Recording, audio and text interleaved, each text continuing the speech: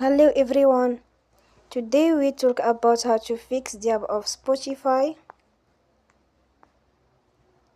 We will go to settings.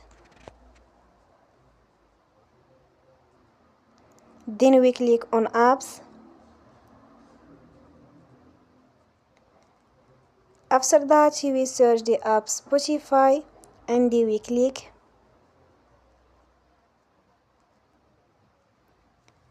They will on for stop. After that we will go to storage. Then we click on clear cache.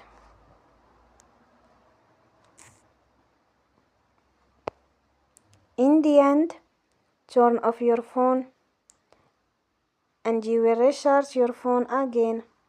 Don't forget to support us by like and subscribe. See you next time and thank you for watching.